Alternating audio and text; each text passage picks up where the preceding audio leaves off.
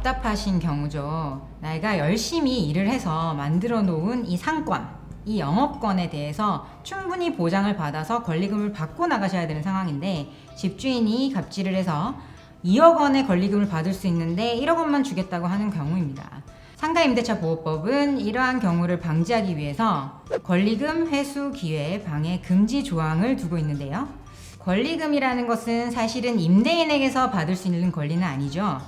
전 임차인이 나가면서 새롭게 여기서 장사를 할 신규 임차인에게서 받을 수 있는 것이 바로 권리금입니다.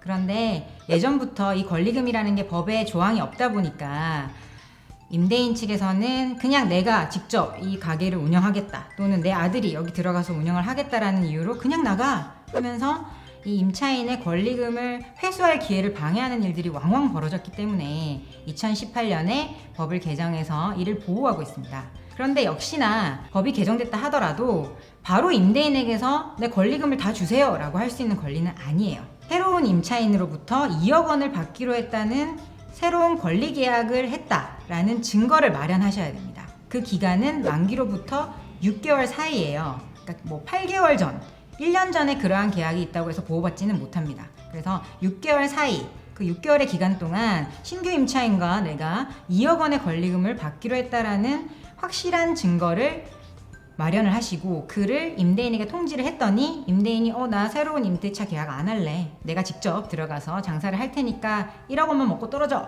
라고 했다라는 그런 증거를 마련해 두셨다가 향후에 그 권리금을 결국은 못 받으셨을 때 이사를 나간 이후에 제기할 수 있는 것이 바로 권리금에 관련된 손해배상 청구 소송입니다. 그런데 약간 협의를 하실 필요는 있어요. 왜냐하면 법원에서는 새롭게 내가 받기로 했던 2억 원의 권리금을 전부 보장해 주지는 않습니다.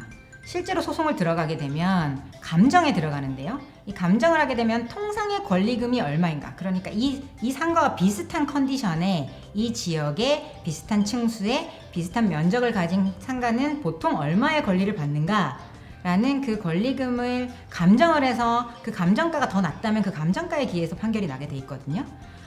그렇다면은 이 사연의 경우에 2억 원보다 더 적게 판결을 받을 확률이 높습니다. 저도 소송을 하는 사람이지만 분쟁이 발생했을 때 사실 소송은 맨 나중에 방법으로 고려하시는 게 좋긴 좋거든요. 그래서 집주인과 사이에 1억 원과 2억 원 사이로 어느 정도 협의가 가능하시다면 협의하시는 쪽이 나중에 소송 비용 들이시고 판결 받는 것보다 조금 더 경제적으로 이득이실 수는 있겠습니다.